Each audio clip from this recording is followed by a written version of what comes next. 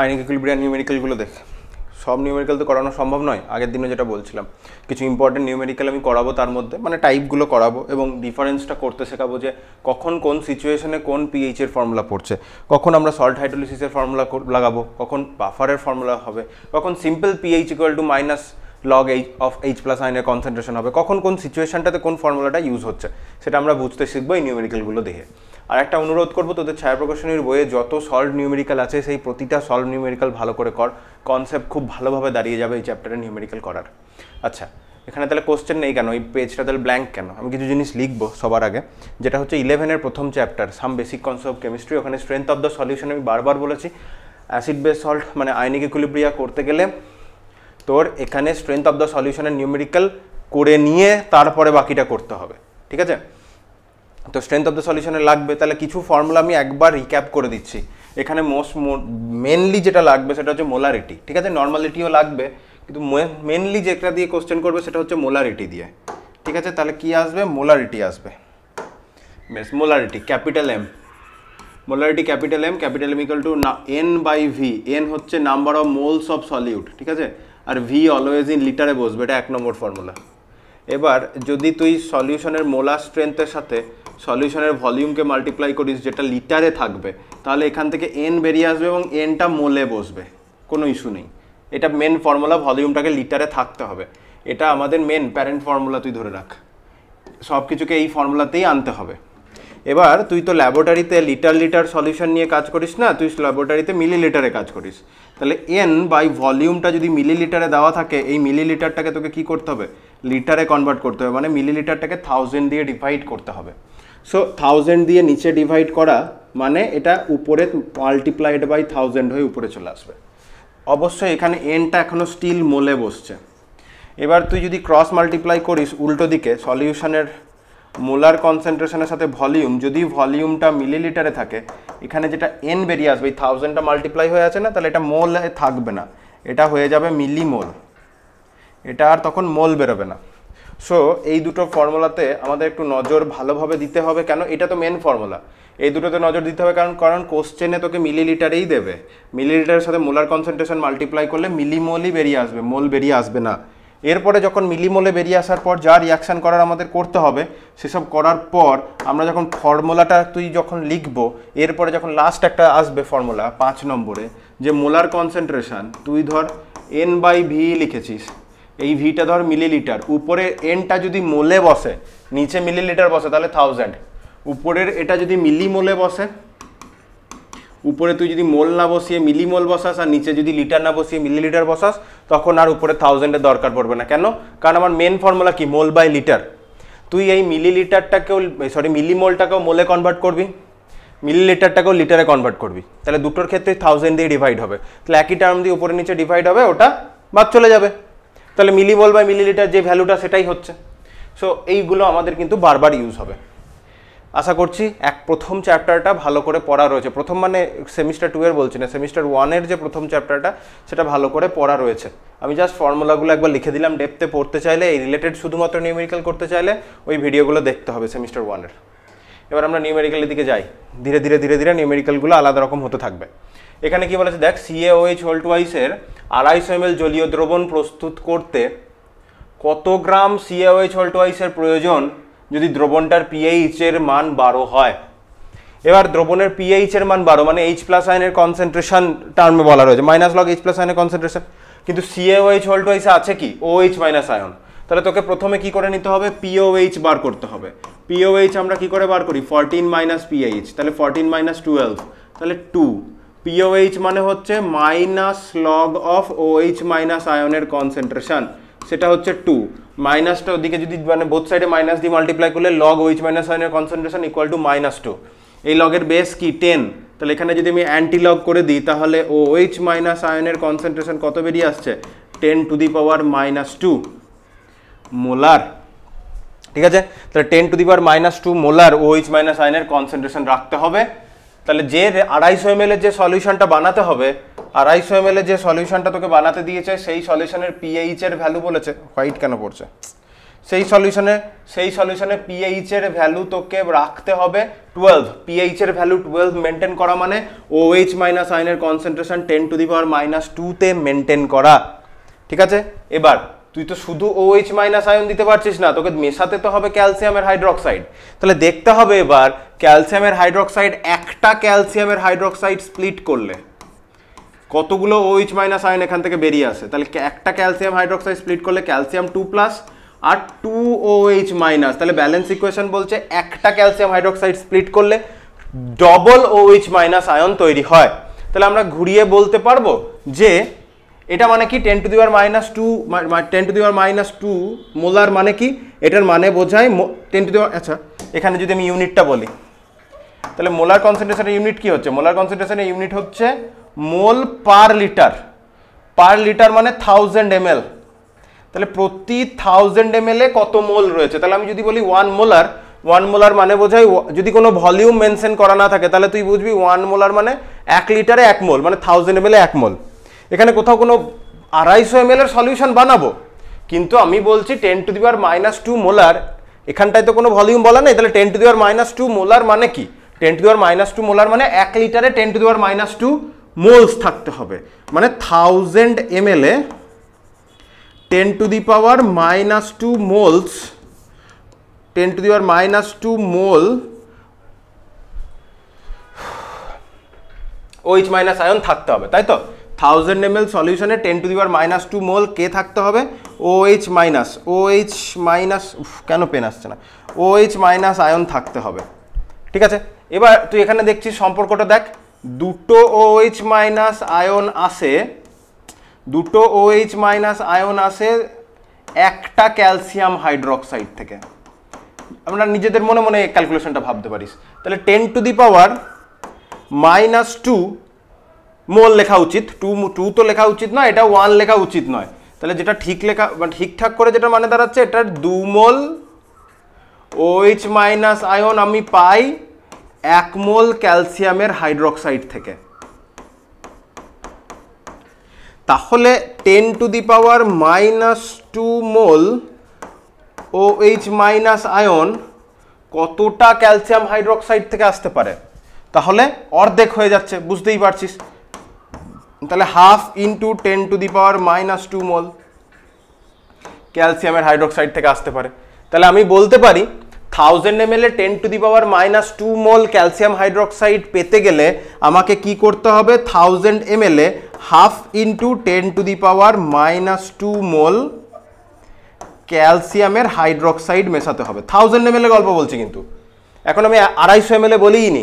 তাহলে 1000 ml এ আমি যদি 10⁻² মোলের গল্প বলছি, তাহলে 1000 ml এ যদি আমি 1/2 × 10⁻² মোল দিয়ে দিই, তাহলে আমার সলিউশনে OH মাইনাস আয়নের কনসেন্ট্রেশন কত দাঁড়াবে, 10⁻² মোলার। আর 1000 ml এ 10⁻² মোলার হলে 10⁻² মোল হলে 10⁻² মোলার কনসেন্ট্রেশন হয়। আর 10⁻, এই OH মাইনাস আয়নের কনসেন্ট্রেশন 10⁻² হলেই পিএইচ এর মান আসে 12, কারণ পিএইচ এর মান 12। এবার ঐকিক নিয়ম লাগিয়ে নিলেই হবে যে 1000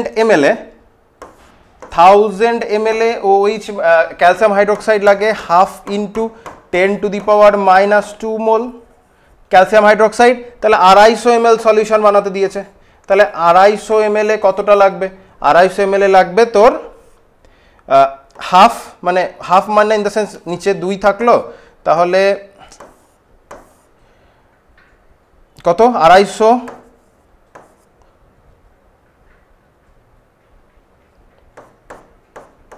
10⁻² ডিভাইডেড বাই 1000।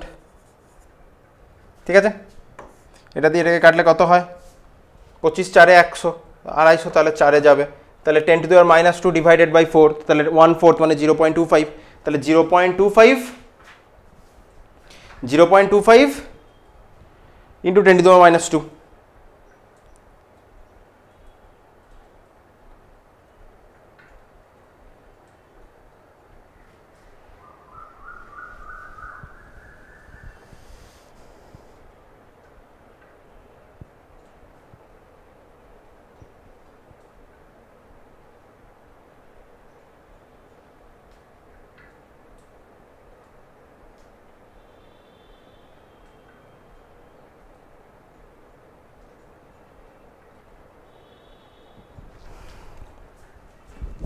তাহলে 250 ml কত মোল ক্যালসিয়ামের হাইড্রোক্সাইড লাগবে?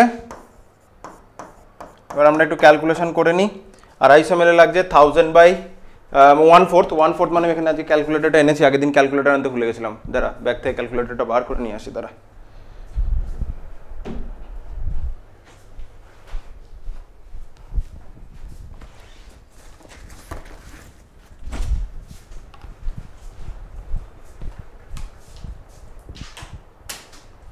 ক্যালকুলেশন করলে কত হবে দেখি। 1/4 টার্মে রাখলেও কোনো অসুবিধা নেই। তাহলে 1/4 10 to the power minus 2 10 to the power minus 2 divided by 4। তাহলে ওই যে তো আলাদা কিছু নয়, 2.5, তাহলে 2.5 into 10 to the power minus 3 মোল পেলাম। হ্যাঁ, এত মোল ক্যালসিয়ামের হাইড্রোক্সাইড। এবার কোশ্চেনে কি জানতে চাইছে? কত গ্রাম?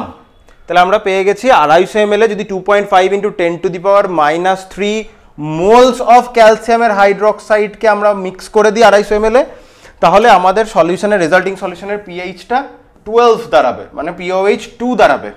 তাহলে গ্রামে জানতে হবে। তাহলে এত মোল মানে এটা কত গ্রাম, এত মোল মানে কত গ্রাম জানতে চাইলে CaOH হোল টুয়াইস এর মোলার মাস তোকে বার করতে হবে। ক্যালসিয়ামের জন্য আমরা কত জানি?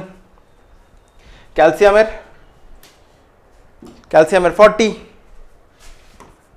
প্লাস অক্সিজেনের 16 প্লাস হাইড্রোজেনের 1, তাহলে 17, এটা ডবল ইন্টু 2 হবে এই পার্টটা। তাহলে তোর 16 একে 17, 17 ডবল 34, 34 আর 40 74 গ্রাম। তাহলে 74 গ্রাম হচ্ছে এর 1 মোলের মাস। তাহলে এত মোলের মাস কত হবে? এটা ইন্টু আমি যদি 74 গ্রাম করে দিই তাহলে এত মোলের মাস বেরিয়ে আসবে। তাহলে 2.5 ইন্টু 74 যদি করা হয়, যে ডেটাটা আমরা পেয়েছি, অ্যান্সার ইন্টু 74 যদি করা হয় আমরা পাবো কত হলো? 2.5 into 10 to the power minus 3 into 74।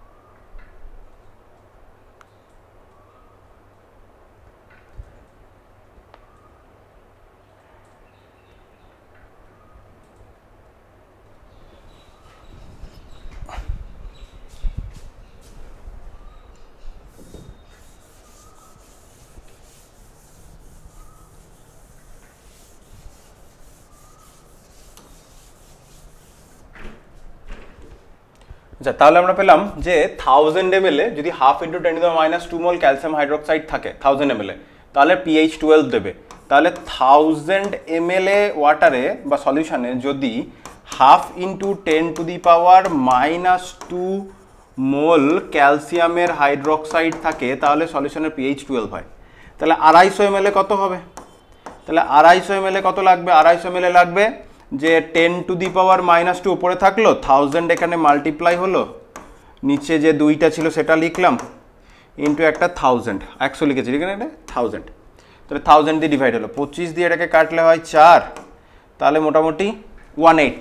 তো 10 to the power তাহলে 1/8, তাহলে 10 to the power minus 2 divided by 8, তাহলে এখানে আছে 1.25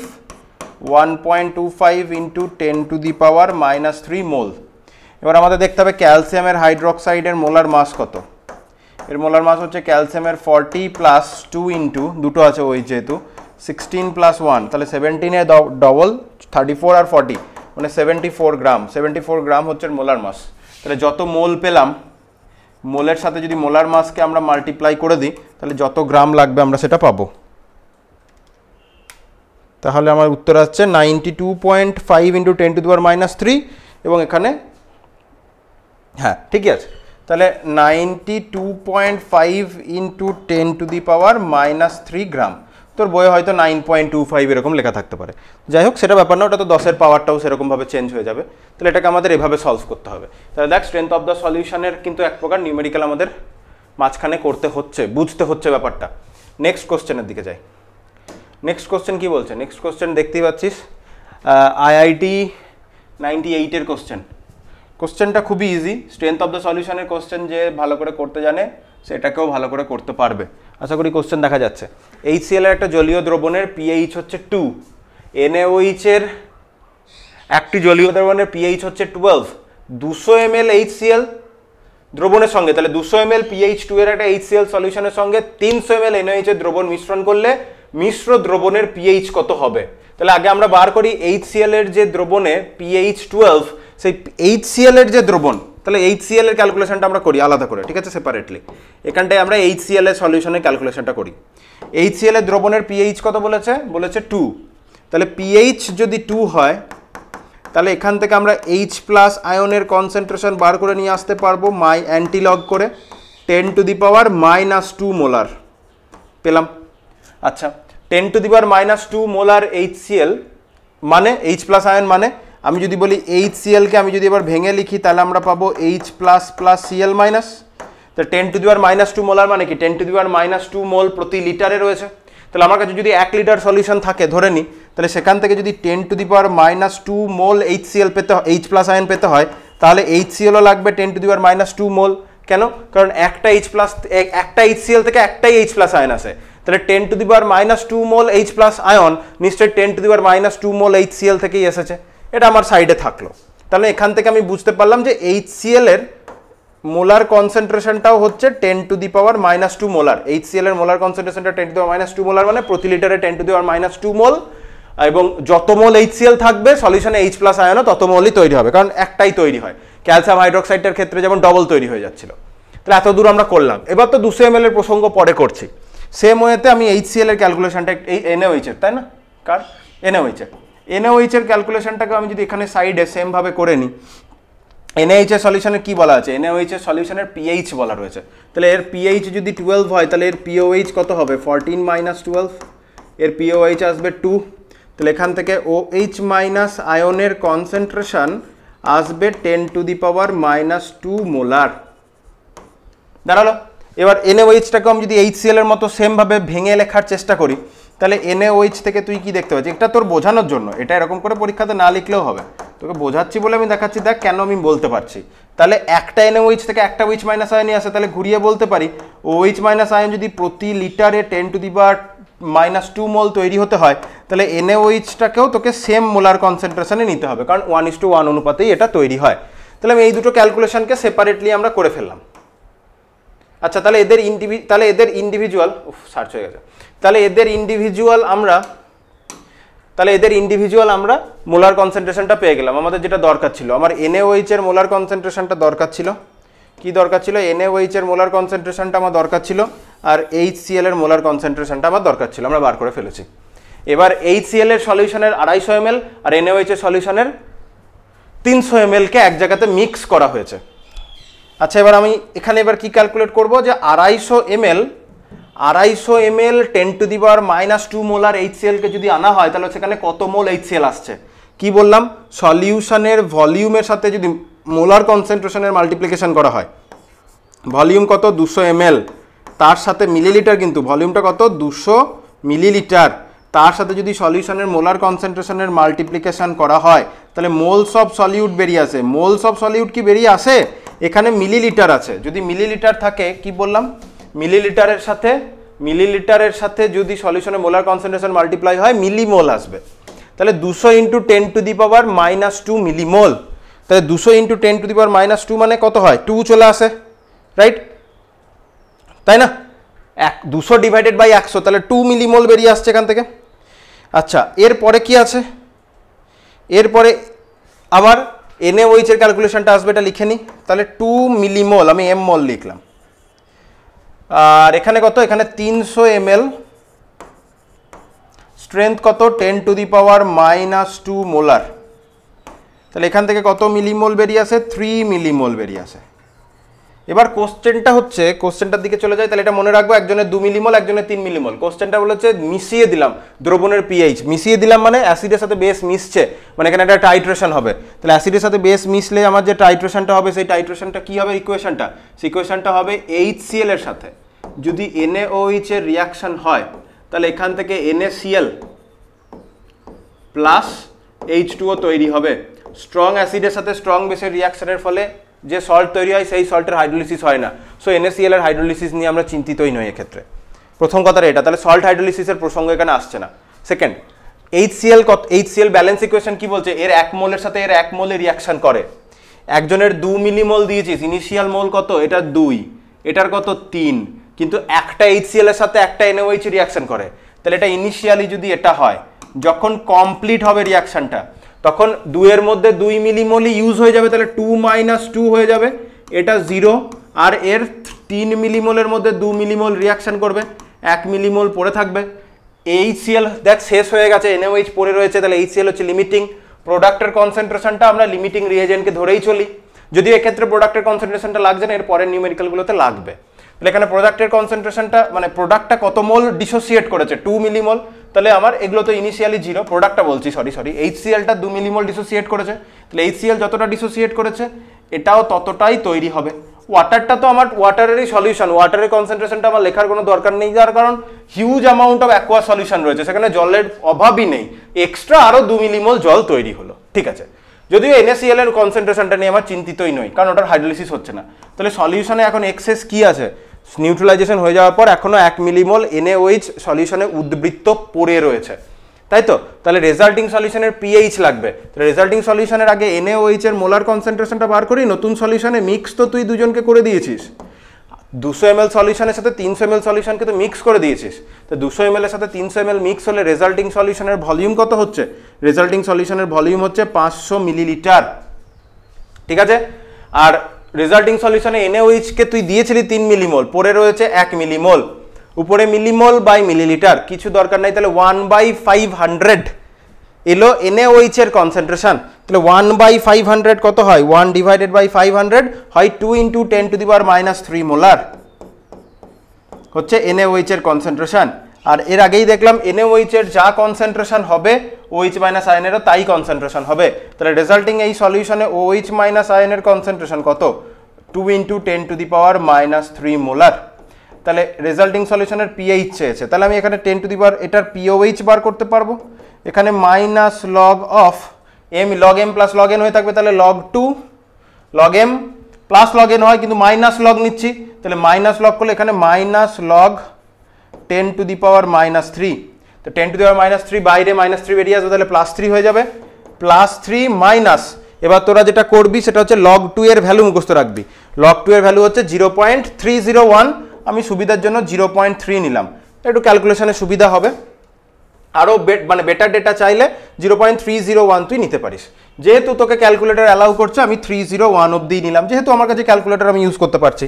তাহলে 3 - 0.301 আমি যদি ইউজ করি তাহলে 2.699, তাহলে 2.699 আমি 2.699 তাহলে 2.67 বলছি, 2.7 করে দিলাম আমি। ঠিক আছে, এটাকে তো 2.7 যদি পিওএইচ হয় তাহলে এর পিএইচ কত হবে, এর পিএইচ হবে 14 - 2.7, 14 থেকে যদি 2.7 বাদ চলে যায়, অ্যান্সার -14 করে দিই, তাহলে 11.301 বা 11.3 এরকম আসবে। ঠিক আছে, এই হচ্ছে এটার উত্তর। আশা করি বুঝতে পেরেছিস কী করে করতে হলো। তাহলে এখানে স্ট্রেংথ অফ দ্য সলিউশনের অ্যান্সারগুলো সবই তোকে করে নিতে হচ্ছে, কীভাবে মানে স্ট্রেংথ অফ দ্য সলিউশনের কোশ্চেন তোকে করতে হচ্ছে, ভালোভাবে বুঝতে হচ্ছে, লিমিটিং রিয়েজেন্টের কনসেপ্টটা বুঝতে হচ্ছে, মোলার কনসেন্ট্রেশনের কনসেপ্টটা বুঝতে হচ্ছে। তাহলে এইভাবে আমরা একটা পোর্শন করতে পারলাম।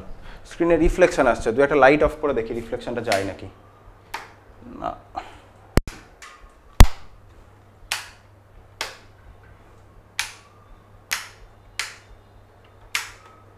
রিফ্লেকশনটা কেন আসছে, স্ক্রিনের ভিতর থেকে একটা রিফ্লেকশন মতো আসছে।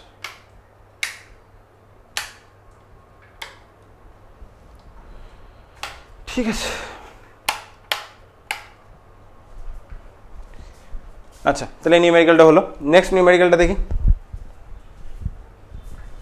দেখা যাচ্ছে, পড়া যাচ্ছে, একটু সরিয়ে নিয়ে আসি, যদি ভালো একটু সরিয়ে নিয়ে এসে বড় করি তারা। যে 25 ডিগ্রি সেলসিয়াস উষ্ণতায় জলে CH3COOH এ পিকে এটা বলার আছে, ঠিক আছে? CH3COOH ওটা ব্র্যাকেটে দিতে হতো, পিকে এটা মনে হচ্ছে কোনো ফুল স্টপ মনে হচ্ছে। CH3COOH এর ওটা পিকে এর এই জিনিসটাকে তুই ভাব এটা ব্র্যাকেটে আছে, হ্যাঁ আমি ব্ল্যাক কালার দিয়ে এটাকে ব্র্যাকেটে দিয়ে দিই, তাহলে ব্র্যাকেটে আছে এটা। তাহলে এবার কোশ্চেনটা মিনিং দাঁড়াবে, জলে CH3COOH এর 25 ml 0.2 মোলার CH3COOH দ্রবণে যদি 50 ml 0.1 মোলার NaOH দ্রবণ যোগ করা হয়, ঠিক আছে? তবে প্রাপ্ত মিশ্রণের পিএইচ। এবার তোকে দেখতে হবে এই পার্টিকুলার টাইপের কোশ্চেনে আগে CH3COOH আর NaOH যেটা দেওয়া হয়েছে ওদের ইন্ডিভিজুয়াল কত মিলিমোল দেওয়া হয়েছে, দিয়ে দেখতে হবে কে লিমিটিং, আদতে ওখানে কে থাকছে না থাকছে, কারণ অ্যাসিড আর বেস মিক্স হচ্ছে, মানে ওখানে বাফারের প্রসঙ্গও আসতে পারে, এবং এখানে দেখ একটা উইক অ্যাসিড আছে এবং একটা স্ট্রং বেস আছে, তাহলে উইক অ্যাসিড এবং স্ট্রং বেসের রিয়াকশনের ফলে তৈরি হওয়া সল্টের হাইড্রোলিসিস হয়। আবার উইক অ্যাসিড যেটা রয়েছে সেটা যদি আবার এক্সেস পড়ে থাকে তাহলে ওখানে বাফারও তৈরি হয়ে যেতে পারে। সেম জিনিস আমি পরপর দুটো কোশ্চেন নিয়েছি, একই টাইপেরই কোশ্চেন পড়ে মনে হবে, তাহলে এই কোশ্চেনটা মেন কি দাঁড়ালো, ব্যাপারটা মেন যেটা দাঁড়ালো সেটা লিখছি। নেক্সট কোশ্চেনটাও আমি প্যারালালি দেখাচ্ছি, দুটো কোশ্চেন, একটা সল্ট হাইড্রোলিসিসের কোশ্চেন, একটা বাফারের কোশ্চেন, এখানেই তো প্রবলেমটা লাগে, প্রবলেম যেন না হয় ভালোভাবে শিখিয়ে দিচ্ছি। তাহলে প্রথম কোশ্চেনটা যেটা বলেছে সেটা লিখি। প্রথম কোশ্চেনের ইকুয়েশনটা দিয়েছে তোকে, CH3COOH এর একটা সলিউশন আছে, তাহলে CH3COOH তুই নিলি, এই CH3COOH এর সলিউশনে NaOH কে অ্যাড করে দেওয়া হয়েছে, তাহলে যতই হোক একটা অ্যাসিডের সাথে বেসকে যেই অ্যাড করা হয়েছে এখানে অ্যাসিড বেস নিউট্রালাইজেশন হবে, এখানে অ্যাসিড বেস নিউট্রালাইজেশন হয়ে CH3COONA প্লাস H2O তৈরি করবে। বাকি কথা আমি পরে আসছি, কোশ্চেনটা এটাই দাঁড়িয়েছে যে CH3COOH এর সার্টেন ভলিউম সার্টেন কনসেন্ট্রেশনের একটা সলিউশন আছে, তাতে NaOH এর একটা সার্টেন ভলিউম সার্টেন কনসেন্ট্রেশনের সলিউশনকে মিক্স করে দিয়েছিস। যাই হোক না কেন অ্যাসিডের সাথে বেস এসেছে, নিউট্রালাইজেশন একটা রিয়াকশন হবে, বেশ। নেক্সট কোশ্চেনটা একবার পড়তো, প্যারালালি এই দুটো কোশ্চেনকে দেখ, খুব ভালোভাবে বুঝতে পারবি তাহলে যে এখানেও সেম টাইপের কোশ্চেন। 25 ml 0.1 নর্মাল NaOH এর দ্রবণে যদি 50 ml 0.1 নর্মাল CH3COOH এর দ্রবণ মেশানো হয়, উৎপন্ন দ্রবণের পিএইচ কত? তোর মনে হবে এই দুটো কোশ্চেন হুবহু তো একই কোশ্চেন, শুধু NaOH এর মোলারিটি দেওয়া আছে, ওখানে জাস্ট নর্মালিটি দেওয়া রয়েছে, আর ভলিউম আর স্ট্রেংথটা ডিফারেন্ট রয়েছে, একই কোশ্চেন। কোশ্চেন দুটোর যে শেষ পর্যন্ত উত্তর বার করার ক্ষেত্রে ফর্মুলাগুলো দুটো কোশ্চেনের ক্ষেত্রে যে ডিফারেন্ট বসবে, সেই কোশ্চেন দুটোকে যতক্ষণ না ওর টাইট্রেশনের মতো করে লিখছিস আর কার কত মিলিমোল এসছে এই জিনিসটা তুই ক্যালকুলেট না করছিস ততক্ষণ পর্যন্ত তুই তফাতটা বুঝতে পারবি না। তো বলছি দুটো কোশ্চেনকেই প্যারালালি সলভ করবো আমরা, দেখি কি তফাৎ বলতে চাইছি। তাহলে এখানেও অ্যাসিডের সাথে বেস এসেছে, সেই CH3COOH এর সাথে NaOH এসেছে, তাহলে এখানেও সেম সল্ট জেনারেট করবে। শুধু মনে রাখতে হবে এটা একটা উইক অ্যাসিড এবং স্ট্রং বেসের রিয়াকশনের ফলে তৈরি হওয়া সল্ট, সো সল্টেরও একটা হাইড্রোলিসিসের চান্স আছে। H2O দুটো ইকুয়েশনই সেম।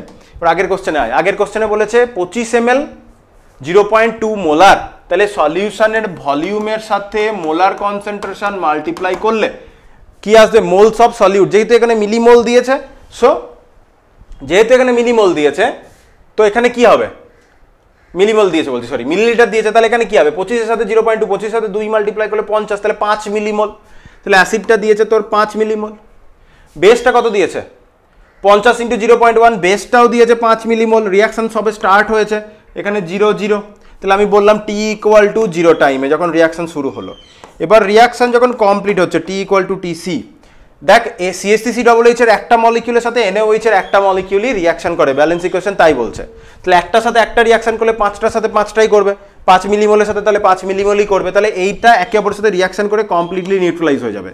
এবার যেহেতু দুজনেই পুরোপুরি কমপ্লিট নিউট্রালাইজেশন হয়ে গেছে, তাহলে এর একটার সাথে একটা রিয়াকশন করলে একটা সল্টই জেনারেট করে, পাঁচটার সাথে পাঁচটা রিয়াকশন করলে সল্টও কতটা জেনারেট করে? 5টা।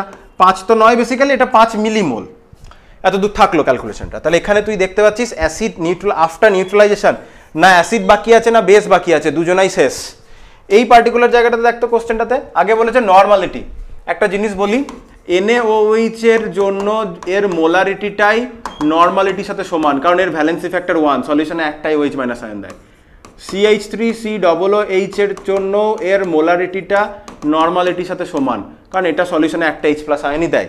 নর্মালিটি কিভাবে ক্যালকুলেট করতে হয়, ইকুইভ্যালেন্ট ওয়েটের কি সম্পর্ক, সেগুলো আগে বলেছি, সেখানে দেখে নিবি স্ট্রেংথ অফ দ্য সলিউশনের ক্লাসে।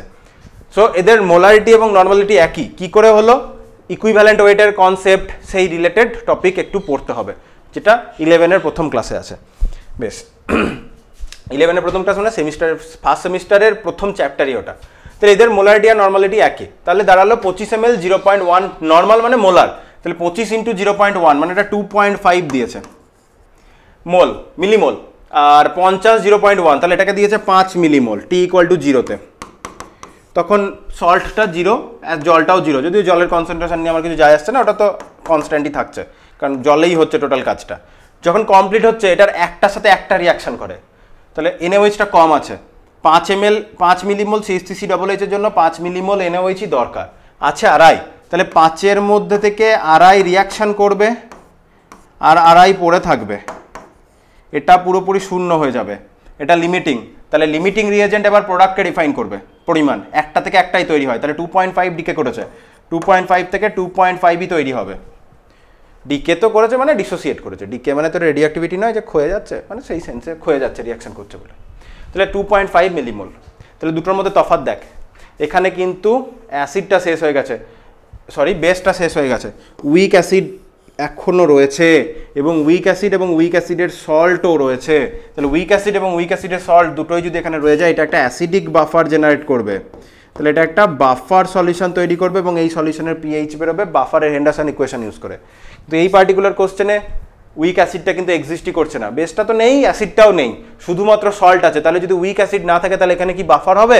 এখানে কিন্তু বাফার হতে পারবে না। তাহলে এই সলিউশনের পিএইচ আমাদের কি করে বেরোবে? এই সলিউশনের পিএইচ বেরোবে সল্ট হাইড্রোলিসিস করে, ঠিক আছে? এই সলিউশনের পিএইচ কি করে বেরোবে? সল্ট হাইড্রোলিসিস করে। তাহলে এই সলিউশনের পিএইচ বার করবো সল্ট হাইড্রোলিসিস করে, মাল্টিপল টাইম বলছি কথাটা। তাহলে এই জন্য এই দুটো কোশ্চেনকে আমরা প্যারালালি আলোচনা করেছি, দুটোর মধ্যে তফাৎ যেন বোঝা যায়। এবার তোকে তো মনে রাখতে হবে, ফর্মুলা চার্ট মনে রাখতে বলেছিলাম। উইক অ্যাসিড স্ট্রং বেসের রিয়াকশনের ফলে তৈরি হওয়া সল্টের সলিউশনের পিএইচের ফর্মুলা কি ছিল? সল্টের সলিউশনের পিএইচের ফর্মুলা ছিল pH equal to 7 plus half pK plus half log C.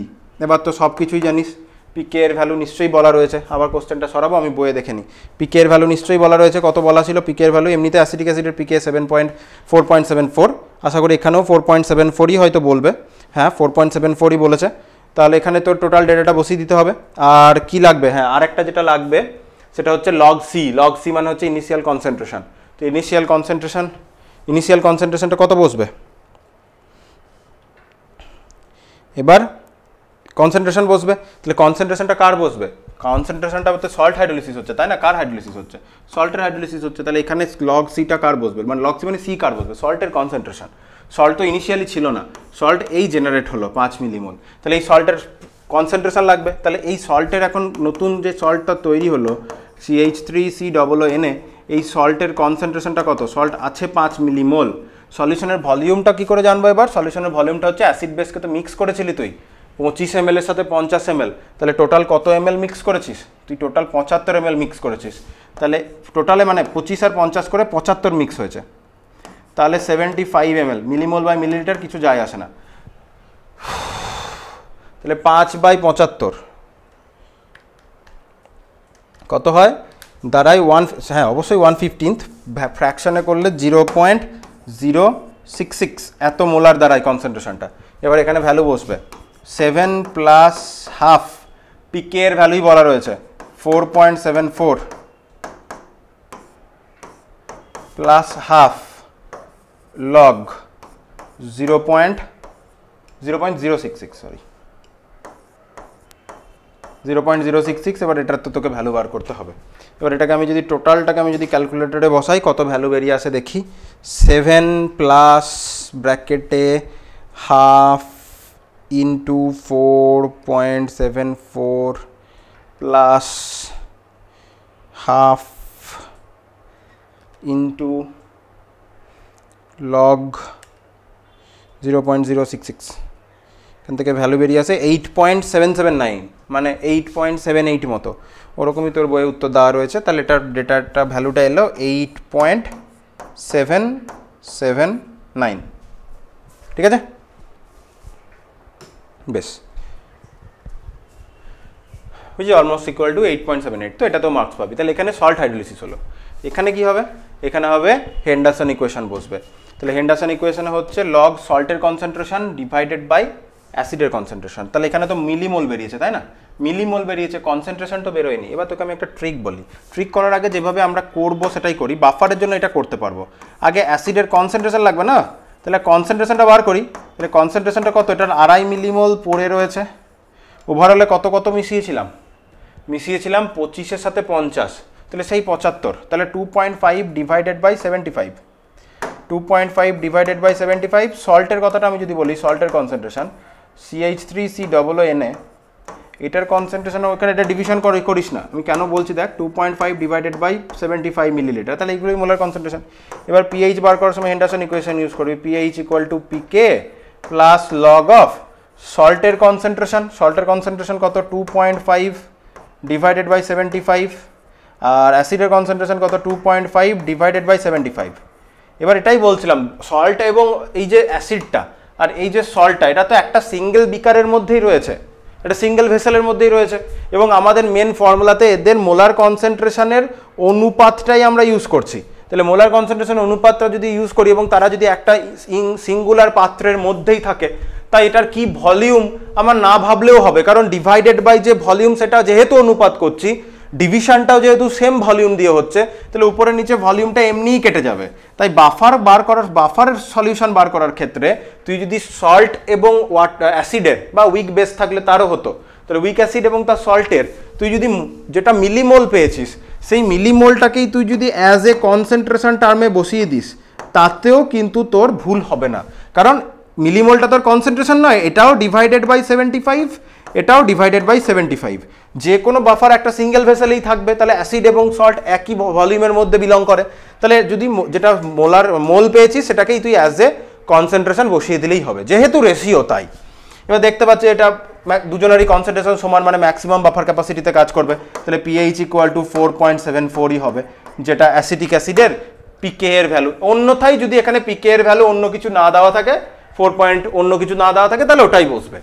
ঠিক আছে, 4.74 শুধু 4.74 থেকে আলাদা হতে পারে যদি অ্যাজ লং অ্যাজ কোশ্চেনে তোকে ডিফারেন্ট পিকে এর বলেছে। তাছাড়া অ্যাসিটিক অ্যাসিডের এমনি আমাদের নন লিটারেচারের ভ্যালু 4.74ই হয় ওর পিকে এর ভ্যালু।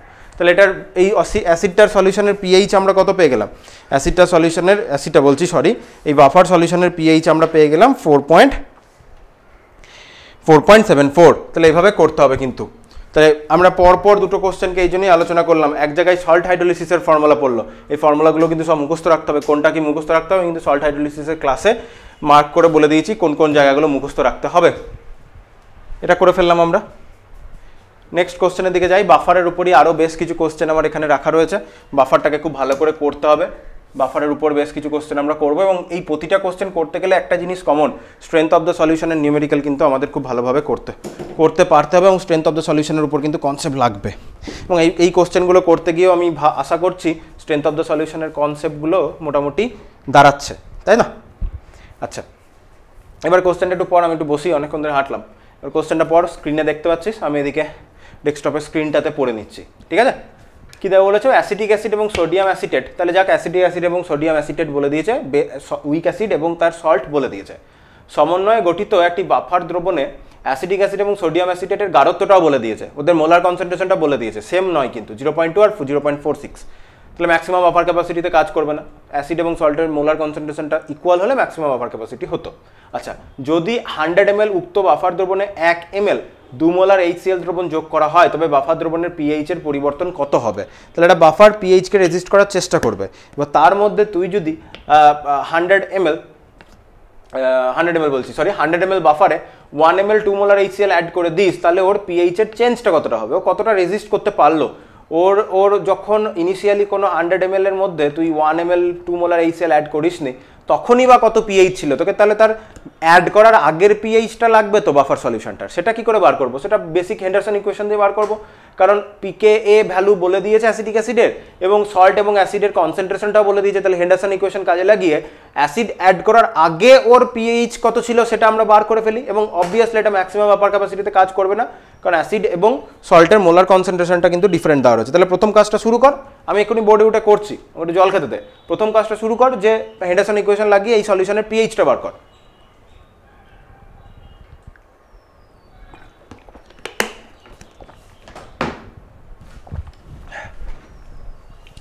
তাহলে আমি রাইট সাইডে করে নিই আগে। তাহলে এই বাফার সলিউশনের পিএইচ কত বেরোবে? এই বাফার সলিউশনের পিএইচ বেরোবে পিকেএ বলে দিয়েছে 4.74 plus log salt by acid.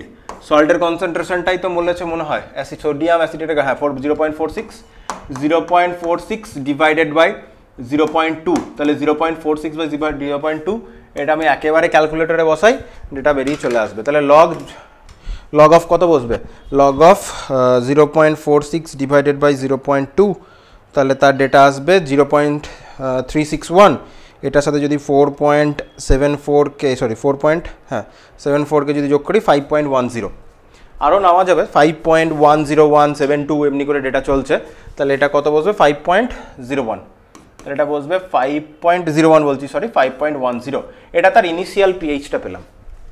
এবার এই সলিউশনটাতে কি করা হয়েছে? 100 ml। তাহলে এই সলিউশনটা এটা একটা স্টক সলিউশন, তোর কাছে প্রচুর বাফার সলিউশন বানানো আছে, let's say 10 litre buffer solution একটা স্টক রয়েছে তোর কাছে। সেই বাফারের স্টকটা থেকে তুই 100 ml সেপারেট করে তুলে নিলি, ঠিক আছে? তাহলে বাফারের স্টকটা থেকে 100 ml তুই তুললি, দিয়ে একটা বিকারে প্লেস করলি ওই 100 ml-কে। সেই 100 ml এর মধ্যে তুই 1 ml ড্রপ করলি, 1 ml ড্রপ কাস্ট কি করলি? 2 মোলার HCl সলিউশন। এবার তোকে তো জানতে হবে 100 ml যে তুই বাফারটাকে তুলে নিয়ে এলি, ওই 100 ml এর মধ্যে অ্যাসিটিক অ্যাসিডের বা কতটা আছে, আর ওই 100 ml সলিউশনটার পিএইচটা তো তুই জানিস। 10 লিটার সলিউশনের পিএইচ যদি 5.10 হয়, সেখান থেকে তুই 100 ml তুলে নিয়ে এলে তার পিএইচটা তো 5.10 মানছি, কিন্তু 10 লিটার যখন ছিল ওখানে অ্যাসিটিক অ্যাসিড এবং সোডিয়াম অ্যাসিডেটের পরিমাণটাও বেশি ছিল, ওখান থেকে যখন 100 ml তুলে নিয়ে আসছিস 100 ml এর মধ্যে অ্যাসিটিক অ্যাসিড এবং সোডিয়াম অ্যাসিডেটও নিশ্চয়ই কমই থাকবে। তাহলে ওই 100 ml যে সলিউশনটা তুলে নিয়ে এলি, ওই 100 ml এর মধ্যে তোর যে স্টক সলিউশন ছিল ওখানে তো অনেক অ্যাসিটিক অ্যাসিড এবং সোডিয়াম অ্যাসিডেট মিক্স করে তুই 10 লিটার সলিউশনটা বানিয়েছিল, ওখান থেকে সব স্টুডেন্টরা নেবে এক্সপেরিমেন্ট করবে। তো এখান থেকে 100 ml তুললি, একই কথা বারবার বলছি, 100 ml যেই তুললি, 100 ml এর মধ্যে কতটুকু সোডিয়াম অ্যাসিডেট আর অ্যাসিটিক অ্যাসিড উঠে এসেছে, তাহলে তোকে সেটা ক্যালকুলেট করতে হবে। কী করে করতে পারবো? ওই 100 মিলিলিটার ইন্টু তুই যদি সোডিয়াম অ্যাসিটেটের অ্যাসিটিক অ্যাসিডের মোলার কনসেন্ট্রেশনটাকে তুই যদি মাল্টিপ্লাই করিস, তাহলে মিলিমোলস অফ অ্যাসিটিক অ্যাসিড তুই পেয়ে যাবি। তাহলে 100 ইন্টু 0.2, তাহলে 200 হয়, তাহলে 20 মিলিমোল হচ্ছে, রাইট? তাহলে কত মিলিমোল হচ্ছে? ওখান থেকে অ্যাসিটিক অ্যাসিড বেরিয়ে এসেছে 20 মিলিমোল, তাহলে 20 মিলিমোল অ্যাসিটিক অ্যাসিড। তাহলে 100 ml এর মধ্যে থেকে অ্যাসিটিক অ্যাসিড উঠে এসেছে 20 মিলিমোল। আর সোডিয়াম অ্যাসিডেট 0.46 মোলার, সেই তো ওটারও তো 100 ml সলিউশন তুলেছি, ওই 100 ml এর মধ্যেই তো মিক্স হয়ে রয়েছে। ওই 100 ml এর মধ্যে ওটা আছে 0.46 মোলার, তাহলে 0.46 ইন্টু 100, তাহলে 46 মিলিমোল হয়। তাহলে 46 মিলিমোল CH3COO উঠে এসেছে, বেশ, এটা আমরা পেলাম।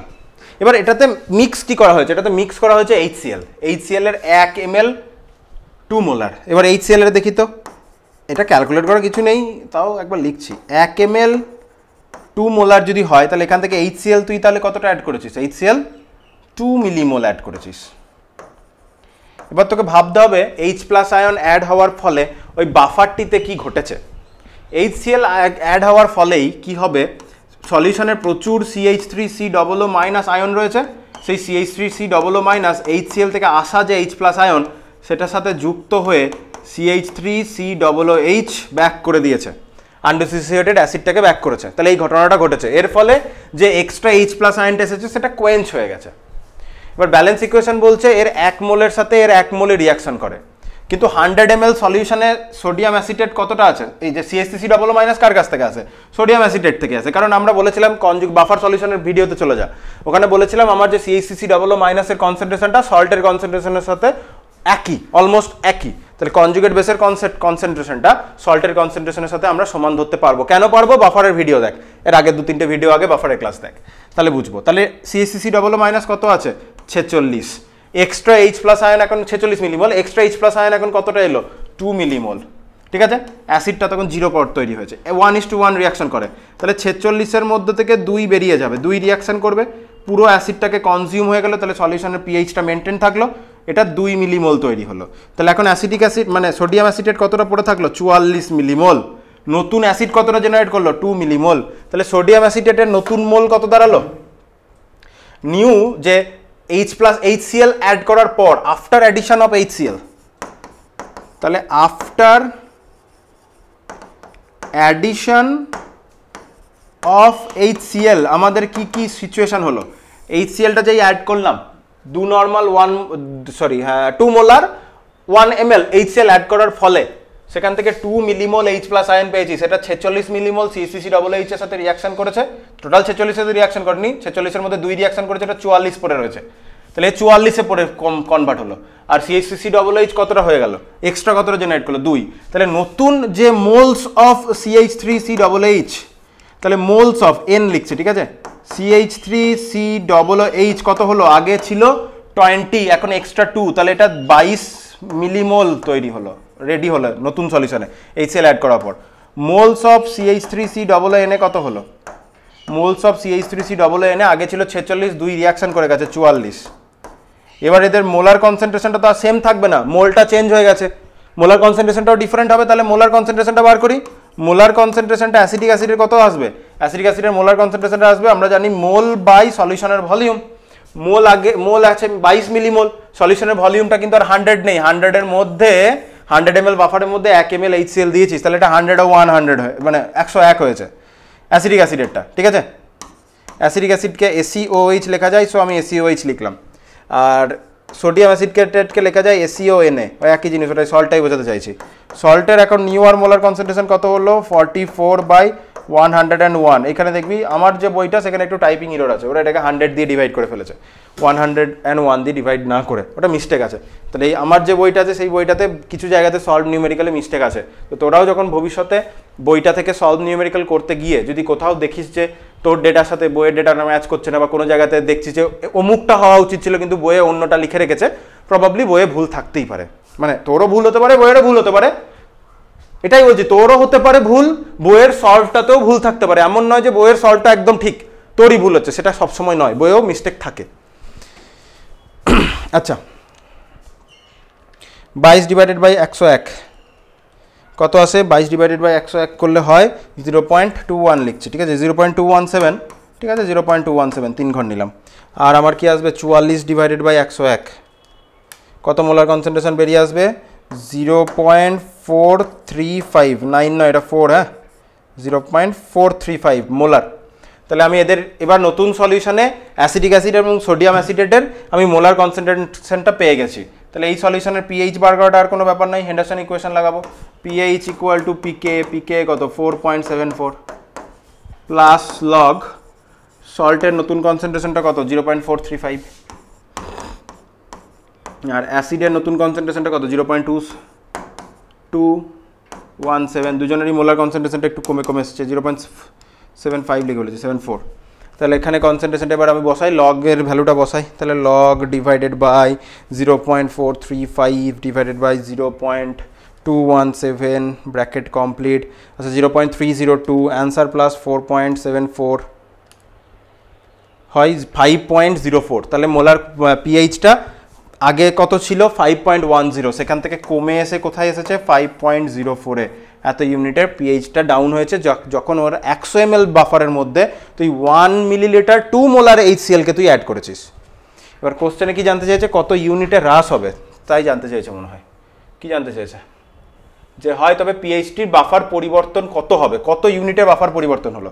তাহলে চেঞ্জ ইন পিএইচ কত হয়েছে, ডেল্টা পিএইচ মানে চেঞ্জ ইন পিএইচ কত হলো, চেঞ্জ ইন পিএইচ হলো 5.10 মাইনাস 5.04, তাহলে 0.6 ইউনিটের চেঞ্জ হয়েছে, 0.6 নয় 0.06 ইউনিটের চেঞ্জ হয়েছে, ঠিক আছে। তাহলে 0.06 ইউনিট পিএইচ চেঞ্জ হয়েছে, এটা হলো তার আলটিমেট উত্তর।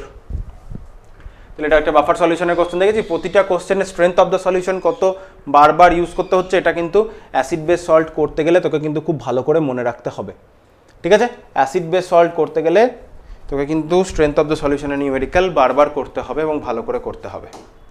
নেক্সট কোশ্চেনের দিকে আসি, আবার একটা বাফারটাই আমি বেশি বারবার বাফারেরই কোশ্চেন বেশি রেখেছি, প্রতিটা থেকে একটা দুটো করে কোশ্চেন থাকলেও বাফার থেকে 3-4টে কোশ্চেন আছে, তারপর তো সলিবিলিটি প্রোডাক্ট, তাহলে আমাদের কমপ্লিট হয়ে যাবে। বলছে তোমাকে একটা 50 ml বাফার দ্রবণ প্রস্তুত করতে বলা হলো, যার পিএইচ ইকুয়াল টু 4 থাকবে, এর জন্য তোমাকে দেওয়া হলো 0.1 মোলার বেনজোইক অ্যাসিড দিয়েছে, 0.2 মোলার সোডিয়াম বেনজোয়েটের দ্রবণ। তুমি কিভাবে বাফার দ্রবণ প্রস্তুত করবে দেওয়া আছে বেনজোইক অ্যাসিডের পিকে, এটা কিন্তু এখানে 4.2 দিয়েছে। তাহলে দেখে নিলি বেনজোইক অ্যাসিড বলেছে, সোডিয়াম অ্যাসিটেট কিন্তু আর দেয়নি। বেনজোইক অ্যাসিড মানে বেনজিন রিংয়ে C+H, এটা তো তুই জানিস। আর সোডিয়াম বেনজোয়েট মানে বেনজিন রিংয়ে C+O- Na+, ওটাই। এবার আমি ধরলাম যে বেনজোইক অ্যাসিডের আমি V1 ml নেব, আর সোডিয়াম বেনজোয়েটের আমি V2 ml নেব, তাহলেই আমার কাজটা হয়ে যাবে, এটা আমি ভাবলাম। এবং তাহলে দুজনের যদি V1 আর V2 নিই, তাহলে আমি আর কথাই লিখছি না, বেনজোইক অ্যাসিডকে আমি শুধু অ্যাসিড বলছি, আর সোডিয়াম বেনজোয়েটকে আমি সল্ট বলছি। ঠিক আছে, এই কোশ্চেনটা লেখার সময় পরীক্ষাতে বড় বড় করে বেনজোইক অ্যাসিড, সোডিয়াম বেনজোয়েট এই ভাষাতেই লিখবি, শুধু সল্ট আর অ্যাসিড লিখিস না। এক্ষেত্রে আমি বোঝানোর সুবিধার জন্য, মানে আমার বেশি লিখতে হবে বলে আমি এখানে বলছি। তাহলে আমি বললাম যে আমি অ্যাসিডটাকে নেব, আমি ধরে নিলাম লেট, আমি ওই কর্নারটা রেখি, এখানে বাকি ক্যালকুলেশন করব। অ্যাসিডটাকে আমি নেব V1 ml, আর আমার যে সল্ট সোডিয়াম বেনজোয়েট সেটাকে আমি নেব V2 ml। আমার কোশ্চেনের প্রথম কন্ডিশন 50 ml এর সলিউশন হতে হবে। তাহলে প্রথম আমি একটা কন্ডিশন পাচ্ছি V1 + V2 = 50, এটা আমি ইকুয়েশন 1 মার্ক করে দিলাম। ঠিক আছে, এবার pH 4-এ থাকবে। তাহলে সল্ট এবং অ্যাসিড আমি জানি, সল্ট এবং অ্যাসিড V1 আর V2 দেওয়া হয়েছে। V1 + V2 = ডিভিশন করলে আমার কি দাঁড়াবে, V1 + V2, V1 + V2টা আমার 50 ml হবে। এবার আমাকে দেখতে হবে যে সল্ট কতটা অ্যামাউন্ট, মোলার কনসেন্ট্রেশন বলে দিয়েছে, তাহলে আমি V1 ml অফ 0.1 মোলার অ্যাসিডটা তুলছি, তাহলে ওখানে কত মিলিমোলস অফ অ্যাসিড উঠে আসবে সেটা লাগবে না। তাহলে অ্যাসিড আমি কতটা নিয়ে আসবো, অ্যাসিড আমি তুলছি V1 ml, তার মোলার কনসেন্ট্রেশন কত, 0.1 মোলার, তাহলে এত মিলিমোল অ্যাসিড উঠে আসছে। আর সল্ট কতটা উঠে আসছে, তাহলে সল্ট উঠে আসছে V2 ml ইনটু তার মোলার কনসেন্ট্রেশন কত, 0.2 মোলার। তাহলে এত মিলিমোল, মোলার কনসেন্ট্রেশনের সাথে সলিউশনের ভলিউম মাল্টিপ্লাই করলাম, তাহলে এত মিলিমোল সল্ট জেনারেট করছে।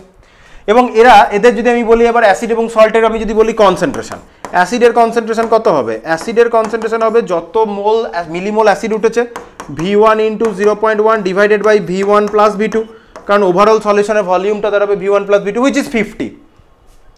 সল্টের কনসেন্ট্রেশনটা কত হবে, সল্টের কনসেন্ট্রেশনটা হবে V2 × 0.2, রাইট, V2 × 0.2 সব ডেটা ঠিক বসেছি, 0.1 0.2 সোডিয়াম বেনজোয়েট, ঠিক আছে, 0.2 ডিভাইডেড বাই V1 + V2 মানে যেটা 50। এবার আমি যদি এখানে pH বার করি হেন্ডারসন ইকুয়েশন ইউজ করে, pH = pK + log salt by acid, pK বলে দিয়েছে, pK কত বলেছে 4.2, তাহলে pK এর জায়গাতে 4.2 বসাবো আমরা, তাহলে 4.2 প্লাস log সল্টের কনসেন্ট্রেশন ডিভাইডেড বাই অ্যাসিডের কনসেন্ট্রেশন। বারবার বলেছিলাম সল্ট, অ্যাসিড এবং সল্ট একই ভেসেলের মধ্যে রয়েছে, তাহলে সেম ভলিউম দিয়ে ডিভিশন হবে। তাই ভলিউমটা না লিখে শুধু মিলিমোল যেটা লিখে মানে বেরোচ্ছে সেটাকেই আমি অ্যাজ এ কনসেন্ট্রেশনের জায়গাতে বসালেও আমার উত্তর ঠিক হবে। এমনিতেও আমি V1 ডিভাইডেড মানে উপরে মোল V1 + V2 এবং V1 + V2 উপরে নিচে কেটেই যাবে, তাহলে 0.1 ডিভাইডেড বাই V2 × 0.2 হলো।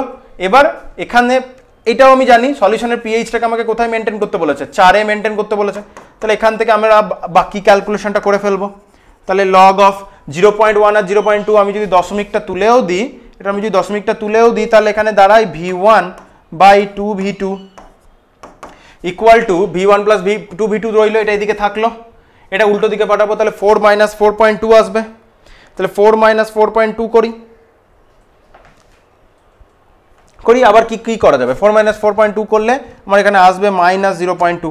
এবার -0.2 আসুক, কোনো ব্যাপার না, অ্যান্টিলগ করবো, -0.2 এখানে অ্যান্টিলগ করবো, অ্যান্টিলগ করলে কি আসবে V1 / 2V2 = 10 টু দি পাওয়ার, কারণ এটা তো লগের বেসটা 10 আছে না, তাহলে 10 টু দি পাওয়ার -0.2। এবার লাগবে calculator, 10 to the power -0.2 data বসিয়ে দিই, তো ক্যালকুলেটর থাকার ফলে আমাদের তো কোনো অসুবিধা নেই।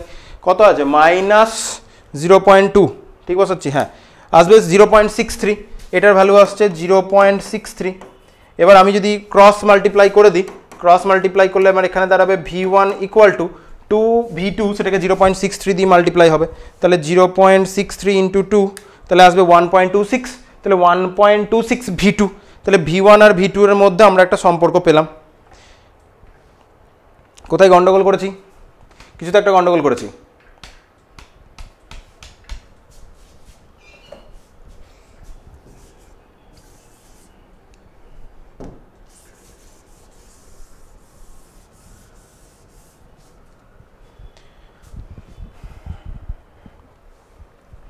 আচ্ছা, এবার এদের কনসেন্ট্রেশন পেলাম। এবার যেহেতু সেম ভলিউমের মধ্যে রয়েছে, তাই না,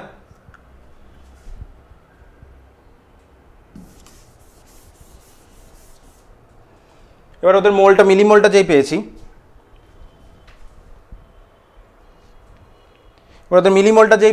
মিলিমোল অ্যাসিড এবং বেসের মিলিমোল পেয়েছি, তাহলে এবার হেন্ডারসন ইকুয়েশন ইউজ করলেই আমি পিএইচটা পেয়ে যাব, রাইট? পিএইচ পেয়ে যাবো ইন দ্য সেন্স পিএইচটা তো আমার এখানে 4 বলাই রয়েছে, সেই ইকুয়েশনটা আমি ইউজ করতে পারবো। এবার ইকুয়েশনে সল্টের কনসেন্ট্রেশন বাই অ্যাসিডের কনসেন্ট্রেশন বসে, তাই না? তাহলে সল্টের কনসেন্ট্রেশনটা, অ্যাসিড এবং সল্টের কনসেন্ট্রেশনটা লাগবে, তাহলে অ্যাসিডের কনসেন্ট্রেশনটা কত? অ্যাসিডের কনসেন্ট্রেশনটা হচ্ছে V1 ইন্টু 0.1 মিলিমোল বাই সলিউশনের volume V1 plus V2 which is 50, V1 plus V2টা। সল্টের কনসেন্ট্রেশনটা কত? সল্টের কনসেন্ট্রেশনটা আসবে V2 into 0.2 divided by V1 plus V2, এটাও সেই 50 সাথে সমান, যেটা বলছিলাম পিএইচ বার করবো। তাহলে pH equal to pK plus log salt by acid concentration of, তাহলে 4, পিএইচটা 4 থাকবে বলেছে, পিকে বলে দিয়েছে 4.2, পিকে 4.2 এখানে বলা রয়েছে, প্লাস লগ সল্টের কনসেন্ট্রেশন বাই অ্যাসিডের কনসেন্ট্রেশন। বলেছিলাম যেহেতু সল্ট এবং অ্যাসিড একই সলিউশনের মধ্যে রয়েছে, তাহলে এদের ভলিউমটা একই থাকছে, যেহেতু এদের মোলার কনসেন্ট্রেশনের মানে রেশিও নিচ্ছি, তাই সেম ভলিউমটা বাদ চলে যাবে। তাই আমরা ডাইরেক্ট যেটা মোলার মিলিমোল পেয়েছি সেই মিলিমোলটাকে অ্যাজ এ কনসেন্ট্রেশন বসাতে পারবো। তাহলে সল্ট বাই অ্যাসিড হবে, তাহলে V2 into 0.2 divided by V1 into 0.1, V1 into 0.1 হবে। তাহলে এটা এদিকে বিয়োগ হয়ে যাবে, তাহলে এখানে আমরা পাবো এই দশমিকটাকে আমি যদি তুলে দিই, দশমিকটা তুললে পেয়ে যাবো log of 2V2 by 2V2 by V1 equal to 4 minus 0.2, তাহলে মাইনাস 0.2 হয়ে যাবে। তাহলে এটা এখানে অ্যান্টিলগ করবো, বেস 10 আছে, তাহলে 2V2 by V1 equal to 10 to the power minus 2, তাহলে 10 টু দি পাওয়ার মাইনাস 2 যদি হয়, তাহলে 10 টু দি পাওয়ার মাইনাস 2 নয়, sorry 10 to the power minus 0.2, তাহলে 10 টু দি পাওয়ার মাইনাস 0.2 এর একটু আমরা ভ্যালু দেখি। 10 টু দি পাওয়ার মাইনাস 0.2 এর ভ্যালু হচ্ছে 10 টু দি পাওয়ার মাইনাস 0.2, 0.63, তাহলে এখান থেকে আসে 2V2 ইকুয়াল টু 0.63। তাহলে আমরা আর কি করতে পারি, একটু ফ্রি করে নিতে পারি বিষয়টাকে। যদি টোটালটাকে আমি V1কে যদি ফ্রি রাখি, তাহলে V1 ইকুয়াল টু যদি আমরা বার করি না, তাহলে V1 ইকুয়াল টু আমি যদি বার করি, V1 আর V2 এর মধ্যে সম্পর্ক বার করছি, তাহলে আমরা যদি বলি V1 ইকুয়াল টু কি হবে, পাঠালাম 0.6 থেকে এটাকে ডিভাইড করলাম, তাহলে 2 ডিভাইডেড বাই 0.63, তাহলে 3.17, তাহলে 3.17 হয়ে যাবে। তাহলে V1 ইকুয়াল টু 3.17 V2, তাহলে আমরা এখানে একটা V1 আর V2 এর মধ্যে সম্পর্ক পেলাম, এটাকে আমি বললাম 2 নম্বর ইকুয়েশন। আর আমার কাছে অলরেডি 1 নম্বর ইকুয়েশন আছে V1 আর V2 এর মধ্যে রিলেশন। তাহলে আমি যদি V1 এর জায়গাতে V2 এর 3.17 V2 এখানে বসিয়ে দিই, তাহলে ইকুয়েশনটা কি চলে আসবে? ইকুয়েশনটা চলে আসবে 3.17 V2 plus V2 equal to 50, বা V2 ইকুয়াল টু হচ্ছে 50 ডিভাইডেড বাই 4.17, তাহলে 50 ডিভাইডেড বাই 4.17, তাহলে 50 ডিভাইডেড বাই 4.17 করলে V2 আসবে, তাহলে 50 ডিভাইডেড বাই 4.17 আসবে 11.99, মানে অলমোস্ট 12 মিলিলিটার। তো 12 মিলিলিটার V2, মানে V2 কাকে ধরেছিলাম, সল্টকে, তাহলে সল্ট আমার এখানে কত লাগলো, সল্ট আমার এখানে লাগলো অলমোস্ট 12 মিলিলিটার। এটা যদি 12 হয় তাহলে V1 অ্যাসিডটা কত লাগবে, 50 মাইনাস 12, 50 থেকে 12 গেলে কত হয়, 38 মিলিলিটার। তাহলে এই কোশ্চেনটা আমাদের এভাবে সলভ করতে হবে, ঠিক আছে? এরপরে সল্ট, আচ্ছা আর একটা বাফারের কোশ্চেন শেষে অ্যাড করেছি, আগে অ্যাড করতে ভুলে গেছিলাম। এটা একটা সিম্পল কোশ্চেন, কিন্তু বাফারের ইকুয়েশনে আমার পরপর ইউজ হবে। কোশ্চেনটা ভালো করে দেখ কি বলছে, যেটা রক্তের নমুনায় H2CO3 এর গাঢ়ত্ব বলেছে 2 মোলার, 10 ml এই রক্তের নমুনায় কত আয়তন 5 মোলার, কত আয়তন 5 মোলার Na, মানে সল্ট, 5 মোলার NaHCO3 দ্রবণ যোগ করলে রক্তের pH 7.4 এ বজায় থাকবে। অবশ্যই একটা তুই দেখতে পাচ্ছিস জলের অ্যাসিড রয়েছে এবং তাতে ওই অ্যাসিডটারই সল্ট অ্যাড হচ্ছে, তাহলে এখানে একটা বাফার জেনারেট হবে। তাহলে আমি যদি ধরে নিই 5 মোলারের 10 ml, এই তাহলে যতটাই রক্তের নমুনা রয়েছে সেই রক্তের নমুনাতে H2CO3 গাঢ়ত্ব 2 মোলার, সেখান থেকে 10 ml তুলে নিয়ে এলাম। তাহলে 10 ml সলিউশনে H2CO3 কত মিলিমোল এলো সেটা আমাকে প্রথমে দেখতে হবে। আর আমি ধরলাম 5 মোলার যে NaHCO3 সলিউশন অ্যাড করব, কত আয়তন ধরে নিলাম VmL আমি অ্যাড করব, রাইট? তাহলে রক্তটা কত তুলছি, তাহলে টোটাল সলিউশনের ভলিউম কত দাঁড়াচ্ছে, টোটাল সলিউশনের ভলিউম কত দাঁড়াচ্ছে, রক্তটা আমি তুলছি 10 ml আর তাতে আমি ধরে নিলাম V1 লিখছি, NaH2CO3 কে আমি V1 ml অ্যাড করছি, তাহলে ধরে নিলাম এটাকে V1। তাহলে এটা হচ্ছে রেজাল্টিং সলিউশনের টোটাল মিলিলিটার। এবার আমি ধরে নিয়েছি NaH2CO3 V1 মিলিলিটার আমি নেব, তাহলে NaH2CO3 এর মিলিমোল কত আসবে, মিলিমোল অফ NaHCO3 H2 বলছি সরি, NaHCO3 এর মোলস কত আসবে বা মিলিমোল কত আসবে, সলিউশনের মোলার কনসেন্ট্রেশন ইনটু সলিউশনের ভলিউম, যেহেতু মিলিলিটারে নিয়েছি তাই আমার এটা এলো।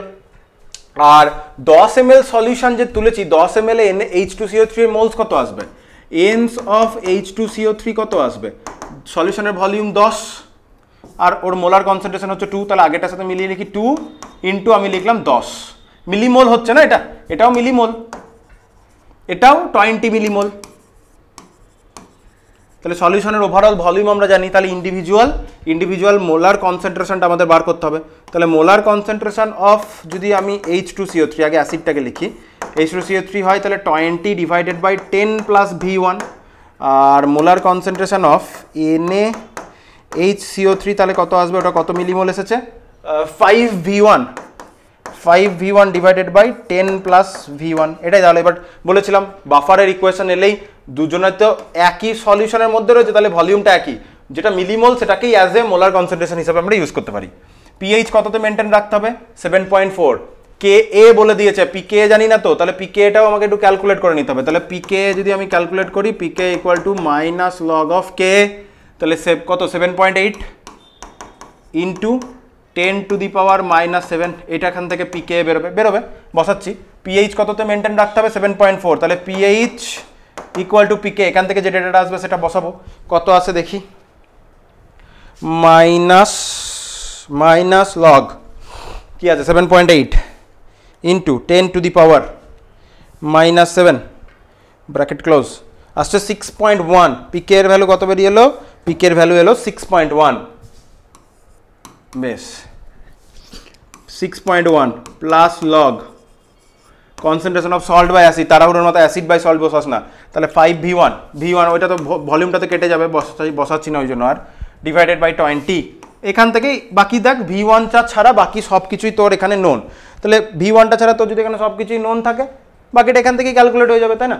তাহলে আমরা কি লিখতে পারি, 5 4 20 আমি যদি ধরি, তাহলে এখান থেকে বেরোচ্ছে লগ V1/4 ইকুয়াল টু, দেখ লগ V1/4 কে আরো সোজা করা যায়, log V1 minus log 4, log 4 কে লেখা যায় 2 পাওয়ার 2, বাইরে বার করলাম, লগ 2 এর ভ্যালু বসালাম 0.301, 7.4 থেকে 6.1 বিয়োগ তো দিতেই পারবি, বিয়োগ হয়ে যাবে, তো 7.4 মানে 74 থেকে 61 বাদ চলে গেল, তাহলে সেখানটা আমরা বাদ দিলাম।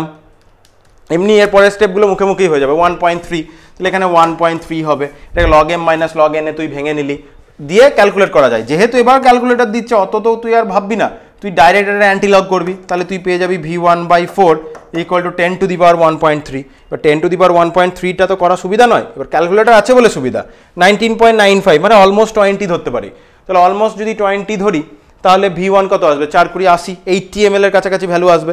এবার অ্যাপ্রক্সিমেশন না নিয়ে 19, যেহেতু ক্যালকুলেটর আবার বলছি ক্যালকুলেটর আছে 19.95 যদি হয়, তাহলে এখান থেকে V1 ইকুয়াল টু কত আসবে 19.95 ইন্টু 4, তাহলে আসবে 79.81 which is almost equal to 80 ml আর কি। তো যেহেতু ক্যালকুলেটর আছে অ্যাপ্রক্সিমেশন নেওয়া দরকার নেই, আমরা একদম ট্রু ডেটাটাই লিখে দিয়ে আসবো, অসুবিধা কী আছে। তাহলে এইভাবে আমরা এটা করে ফেললাম, ঠিক আছে, আশা করি বুঝতে পেরেছিস। এবার আমরা দুটো সল্ট হাইড্রোলিসিসের কোশ্চেন করে নিই, তাহলেই আমাদের কমপ্লিট হয়ে যাবে। বেশ, সল্ট হাইড্রোলিসিসের কোশ্চেনটা করি। কী হচ্ছে, 25 ডিগ্রি সেলসিয়াস সম আয়তনের 0.04 মোলার CaCl2 এবং 0.01 মোলার Na2SO4 মিশ্রিত করলে CaSO4 এর অদক্ষিপ্ত কি হবে, মানে বলতে চেয়েছে CaCl2 এরও আমি ধরলাম V1 ml সম আয়তনের, মানে এটারও VmL নিয়েছি, এটারও V1 আর তো লেখা দরকার নেই, এটারও NaH2CO3 যেটা আছে, Na2SO4 যেটা নিয়েছি সেটারও V মিলিলিটার তুই অ্যাড করেছিস, মোলার কনসেন্ট্রেশনটা দুজনের ইন্ডিভিজুয়াল বলে দিয়েছে, দিয়ে এদেরকে তুই যদি মিক্স করিস তাহলে CaSO4 এর কি অদক্ষেপ হবে সম আয়তনে তুই যদি মিক্স করিস, ঠিক আছে, 25 ডিগ্রি সেলসিয়াস উষ্ণতায়। CaSO4 এর দ্রাব্যতা গুণফলের মানটা তোকে বলে দিয়েছে। কনসেপ্টটা কি, আগে কনসেপ্টটা দেখ।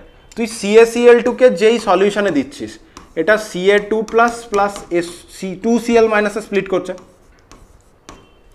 আর Na2SO4 কে তুই যখন নিচ্ছিস, Na2SO4 কে তুই যখন নিচ্ছিস এটা 2Na plus plus SO4 2 minus generate করছে। এই যে এইখানে Ca2 প্লাস আর এখানে SO4 2 মাইনাস, এই Ca2 প্লাস আর SO4 2 মাইনাস এদের কনসেন্ট্রেশনটা সার্টেন অ্যামাউন্টের থেকে বেশি হয়ে গেলেই এরা CaSO4 রূপে অদক্ষেপ পড়বে। এবার বলেছে সার্টেন কনসেন্ট্রেশনের বেশি হতে হবে, তাই না? এই এদের কনসেন্ট্রেশনের যে গুণফলটা সেটা ওদের সলিবিলিটি প্রোডাক্টের থেকে বেশি হতে হবে। তাহলে এই যে CaSO4 এর অদক্ষেপটা পড়ছে ওটা আসলে Ca2 প্লাস, একজনের কাছ থেকে Ca2 প্লাস আর একজনের কাছ থেকে যে SO4 2 মাইনাস আসছে, সেই দুটো যে তৈরি করছে ওরা ইন্ডিভিজুয়াল সলিউশন, সেখানে যদি Ca2 প্লাস আর SO4 2 মাইনাস আয়নের কনসেন্ট্রেশনের গুণফলটা ওর KSP থেকে বেশি হয়ে যায়, মানে QSPটা যদি আয়নিক প্রোডাক্টটা সলিবিলিটি প্রোডাক্টের থেকে বেশি হয়ে যায়, তখন সেই সিচুয়েশনে কি হবে, সেই সিচুয়েশনে অদক্ষেপ পড়বে। সেই অদক্ষেপ পড়বে কি পড়বে না, সম আয়তনের বলেছে, তাহলে কত আয়তনে নিতে হবে ওটাই হচ্ছে ব্যাপার। তাহলে আমি ধরে নিলাম দুজনের তুই VML নিয়েছিস, ঠিক আছে? তা দুজনের তুই যদি VML নিস, রেজাল্টিং সলিউশনের ভলিউম কত দাঁড়াবে? রেজাল্টিং সলিউশনের ভলিউম দাঁড়াবে 2V। তাহলে টোটাল ভলিউম আমার কত দাঁড়াবে? টোটাল ভলিউম হচ্ছে V প্লাস V, মানে 2V মিলিলিটার দাঁড়াচ্ছে। এবার দেখ ভি মিলিলিটার, তাহলে মিলিমোলস অফ CaCl2 কত? V into 0.04। মিলিমোলস অফ Na2SO4 কত? V into 0.01। তাহলে ওদের মিলিমোলটা পেয়েছি। তাহলে যত মিলিমোল হবে ডিভাইডেড বাই 2V করে দিলে ওদের মোলার কনসেন্ট্রেশনটা চলে আসবে। তাহলে মোলার কনসেন্ট্রেশনটা থেকে বাকি ক্যালকুলেশন আমরা করব। তাহলে আমি বলতে পারি মিলিমোলস অফ CaCl2 কত? মিলিমোলস অফ CaCl2 হচ্ছে V ইন্টু 0.04। এতক্ষণ ধরে যেরকম শিখেলাম সেরকমই। মিলিমোলস অফ Na2SO4 কত? মিলিমোলস অফ Na2SO4 হচ্ছে V ইন্টু 0.01। এটাও মিলিমোল, এটাও মিলিমোল। এবার আমরা এখান থেকে ব্যালেন্স ইকুয়েশন থেকে দেখতে পাচ্ছি একটা CaCl2 থেকে একটা Ca2 প্লাস, তাহলে CaCl2 এর যা মোল Ca2 প্লাসের মোলও তাই হবে। তাহলে আমি যদি এখন বলি কনসেন্ট্রেশন অফ Ca2 প্লাস, কারণ CaCl2 এর যা মোল হবে Ca2 প্লাস আয়নেরও তাই মোল হবে সলিউশনে, তাহলে এর মোলার কনসেন্ট্রেশন কত দাঁড়াবে? V into 0.04 divided by 2V। আর SO4 2 মাইনাসের মোলার কনসেন্ট্রেশনটা এখন কত দাঁড়াবে? SO4 2 মাইনাসের মোলার কনসেন্ট্রেশনটা দাঁড়াবে V into 0.01 divided by 2V। এটারও তো তাই হবে, কারণ একটা Na2SO4 থেকে একটা SO4 2 মাইনাস আয়নই আসে। এবার তুই এখানে VV কেটে দিতে পারিস, ঠিক আছে? এবার তুই কি করবি, এদের আয়নিক প্রোডাক্টটা নিবি। তাহলে যেহেতু QSP লিখছি, কারণ এটা KSP তো জানি না, দেখি KSP যদি সমান হয়ে যায়, এই যে গুণফলটা, এই গুণফলটা যদি সমান হয়ে যায়, গুণফলটা সমান হয়ে গেলে আমরা বলতে পারবো যে তোর হবে না, জাস্ট সলিবিলিটি স্যাচুরেটেড সলিউশন হবে। যদি কম থাকে তাহলে বলবো এখনও কিছুটা দ্রবীভূত হবে, প্রেসিপিটেশন পড়বে না। আর যদি এই গুণফলটা এই আয়নিক সলিবিলিটি প্রোডাক্ট থেকে বেশি হয়ে যায় তাহলে বলবো যে পদক্ষেপ পড়বে। তাহলে এমনিতে কি হবে, CaSO4 এর আয়নিক প্রোডাক্টের কি হবে, এর যে KSP, সেই KSPর ইকুয়েশনটা হবে ক্যালসিয়াম 2 প্লাস আয়নের কনসেন্ট্রেশন আর SO4 2 মাইনাস আয়নের কনসেন্ট্রেশন, কোনো পাওয়ার টাওয়ার কিচ্ছু নেই, তাহলে ডাইরেক্ট কনসেন্ট্রেশন দুটো মাল্টিপ্লাই করি, 0.04 divided by 2 into 0.01 divided by 2। তাহলে এই গুণফলটা করলেই তুই পেয়ে যাবি, ঠিক আছে? তাহলে এই গুণফলটা করলে কত আসবে? এই গুণফলটা করলে আসছে দেখ 2 2 4 1/4। তুই যদি টোটাল দশমিকটা তো এমনিও হবে, মুখে ক্যালকুলেট করার তো কিছু নেই। এই দশমিক তুই যদি তুলিস, আমি এখানে লিখছি 100, আবার এই দশমিক তুললে আবার কি আসবে 100, আর এই যে 2 দিয়ে এটাকে কাটলে 2 হবে, 2 দিয়ে এটাকে কাটলে 2 হয়ে যাবে, কেটে যাবে। তাহলে পরে থাকছে 1 ডিভাইডেড বাই 2 বার 100। তাহলে 2 বার 100 হলে কি হয়, একটা 100 উপরে উঠলে 10 টু দি পাওয়ার -2, আর একটা 100 উপরে উঠলে 10 টু দি পাওয়ার -2, তাহলে আলটিমেটলি আসছে 10 to the power -4। Solubility product কত? 2.4 ইন্টু 10 টু দি পাওয়ার -5। তাহলে তুই দেখতে পাচ্ছিস এই যে এদের QSPর ভ্যালুটা ইজ গ্রেটার দ্যান KSP। তাহলে এখানে অদক্ষেপ হবে। কি অদক্ষেপ হবে? বলবে হ্যাঁ অদক্ষেপ হবে, প্রেসিপিটেশন পড়বে, কারণ আয়নিক প্রোডাক্টটার ভ্যালুটা সলিবিলিটি প্রোডাক্টের থেকে বেশি হয়ে গেছে। সো এখানে অদক্ষেপ হবে, অবশ্যই হবে, ঠিক আছে? বেশ, লাস্ট আমরা একটা টাইপ করবো, ওই যে কমন আয়ন ইফেক্ট শিখিয়েছিলাম লাস্ট দিন, ওই কমন আয়ন ইফেক্টের একটা ব্যাপার এখানে আমরা আলোচনা করব। এটাকে এন্ট্রান্স এক্সাম হলে কিভাবে আমরা সহজে তাড়াতাড়ি ক্যালকুলেট করতে পারবো, আর স্কুলের পরীক্ষা হলে কিন্তু এই পার্টিকুলার কোশ্চেনটাকে একটু লেন্দি করে ক্যালকুলেট করতে হবে। লেন্দি করে ক্যালকুলেট মানে আরও মোর অ্যাকিউরেটলি আমরা জিনিসটাকে ক্যালকুলেট করে নিয়ে আসতে পারবো। তাহলে আমরা সেই অ্যাপ্রোচটা দেখি। এই কোশ্চেনটা এইভাবে করবে, পরীক্ষাতে তো দুটোই দেবে না, পরীক্ষাতে সাধারণত 2 নম্বরেরটা দিয়ে দেবে, বিশেষ করে যখন তুই WBJEE বা এরকম টাইপের যখন পরীক্ষার কম্পিটিটিভ এক্সাম দিবি তখন পাবি ব্যাপারটা। এবার বলছে 25 ডিগ্রি সেলসিয়াস উষ্ণতায় BaSO4 এর দ্রাব্যতা গুণফলের মান বলে দিয়েছে, মানে সলিবিলিটি প্রোডাক্টের মান বলে দিয়েছে। বিশুদ্ধ জলে দ্রাব্যতা, প্রথমে বিশুদ্ধ জলে বার করতে দিয়েছে। বিশুদ্ধ জল মানে যেখানে জাস্ট জল নিয়েছিস, জলে মিশিয়ে দিয়েছিস। প্রথম কাজটা আমি আগে করি, BaSO4 কে স্প্লিট করে লিখি। BaSO4 কে যদি আমরা ভেঙে লিখি তাহলে কি পাবো, Ba2+ আর SO4 2-। ধরে নিলাম এদের সলিবিলিটি হচ্ছে S মোল পার লিটার, S ধরে নিলাম। তাহলে যখন পিওর ওয়াটারের কথা বলছি, 1 নম্বরের সলভ করছি, পিওর ওয়াটারে একে ইন্টারফেয়ার করার মতো কেউ নেই। তাহলে পিওর ওয়াটারে Ba2+ আয়নের যা কনসেন্ট্রেশন S, সেটা BaSO4 দিয়েছি, BaSO4ই শুধুমাত্র Ba2+ আয়নের সোর্স, আর কেউ নয়। SO4 2- আয়নের সোর্সকে শুধুমাত্র BaSO4ই হচ্ছে SO4 2- আয়নের সোর্স, আর কেউই নেই। পিওর ওয়াটার মানে ওটাই। তাহলে এদের দুজনের S পরিমাণ এসেছে, তাহলে S ইন্টু S, তাহলে SS²। KSPর ভ্যালু সলিবিলিটি প্রোডাক্ট বলেছে 1.1 ইন্টু 10⁻⁻10। তাহলে পিওর ওয়াটারটা খুব easy, direct S equal to কী হবে, √1.1 ইন্টু 10⁻10। তাহলে আমরা সেটা ক্যালকুলেট করি, √1.1 ইন্টু 10⁻10। তাহলে এটা ভ্যালু আছে কত, 1.04 ইন্টু 10⁻5 মোল পার লিটারে বললে মোলার, ঠিক আছে। গ্রাম পার লিটারে বললে, তুই যদি প্রথমে ভাবিস এটা গ্রাম পার লিটারে নিয়েছিস তাহলে গ্রাম পার লিটার, এবার মোল পার লিটারেই আমরা নেব, তাহলে এটা মোলার। আশা করি কথাটা বুঝতে পারা গেছে। S আমি ধরে নিচ্ছি সলিবিলিটি হচ্ছে S মোল পার লিটার, ঠিক আছে। বেশ, এটা হলো। এবার সেকেন্ড কোশ্চেনটাই বলেছে যে একটা 0.1 মোলার BaCl2 এর জলীয় দ্রবণে BaSO4, তাহলে আগেরটাই পিওর ওয়াটার ছিল, তাহলে পিওর ওয়াটারে BaSO4 এর সাথে কেউ ইন্টারফেয়ার করছিল না। সেকেন্ড কোশ্চেনটাই যেটা হয়েছে, সেকেন্ড এখানে মার্ক করি এবং এর তলাতেই লিখি, সেকেন্ড কোশ্চেনে BaCl2 আছে। BaCl2 মানে BaCl2 থেকে কিছুটা Ba2+ আসবে আর 2Cl- আসবে। BaCl2 এর কত বলেছে, 0.1 মোলার। এটার যদি 0.1 মোলার কনসেন্ট্রেশন হয়, এটাও 0.1 মোলার কনসেন্ট্রেশনই হবে, কারণ একটা BaCl2 থেকে একটা Ba2+ আয়নই আসছে। তাহলে আমি যদি বলি BaSO4 থেকে S মোল পার লিটার, মানে S মোলার Ba2+ তৈরি হয়েছে, আর BaCl2 থেকে 0.1 মোলার তৈরি হয়েছে, তাহলে এই যে 2 নম্বর কোশ্চেনে Ba2+ এর মোলার কনসেন্ট্রেশনটা কি দাঁড়াচ্ছে, Ba2+ এর মোলার কনসেন্ট্রেশনটা দাঁড়াচ্ছে S + 0.1 মোলার। তাহলে এটা ওভারঅল কনসেন্ট্রেশন আছে। জলেরটাই কি ছিল, কেউ ইন্টারফেয়ার করছিল না। যখন BaCl2 এর জলীয় দ্রবণে অ্যাড করেছিস, Ba2+ আয়নের মোলার কনসেন্ট্রেশনটা দাঁড়িয়ে গেছে BaSO4 থেকে S মোল পার লিটার আর BaCl2 থেকে 0.1 মোল পার লিটার। এবার বাকি KSPর যে ইকুয়েশন সেখানে আমি লিখি 1.1 ইন্টু 10⁻⁻10 ইকুয়াল টু Ba2+ আয়নের কনসেন্ট্রেশন S + 0.1 ইন্টু S। এবার দেখ, এটাকে আমি একটা সহজ অ্যাপ্রোচে করা দেখাই। S + 0.1কে আমি অলমোস্ট ইকুয়াল টু 0.1 ধরে নেবো, কারণ BaSO4 হচ্ছে স্প্যারিংলি সলিবল সল্ট। ওই স্প্যারিংলি সলিবল সল্ট থেকে যে S অ্যামাউন্ট এসেছে, S এর ভ্যালুটা ভেরি ভেরি লেস দেন 1 হওয়ার ফলে S + 0.1কে আমি শুধুমাত্র 0.1 ধরে নিতে পারি। তাহলে 1.1 into 10⁻10 equal to 0.1 into S আমি ধরে নিতে পারি। তাহলে 0.1 এখানে যদি ডিভাইড করে দিস তাহলে কি হবে, 0.1 মানে কি, এখানে তো 1/10, 10 এদিকে মাল্টিপ্লাই হলে 10⁻⁻9 হয়ে যাবে, মানে 1.1 ইন্টু 10⁻⁹ এরকম একটা ভ্যালু আসবে। আমি যদি অ্যাপ্রক্সিমেশন নিয়ে চলি, ঠিক আছে, এটাকে আমি যদি অলমোস্ট ইকুয়াল টু 0.1 ধরে নিই, তাহলে আমার এখান থেকে ভ্যালু কত আসছে, S ইকুয়াল টু 1.1 ইন্টু 10⁻⁹ এই মোলার কনসেন্ট্রেশন এলো Ba2Cl2 এর সলিউশনে।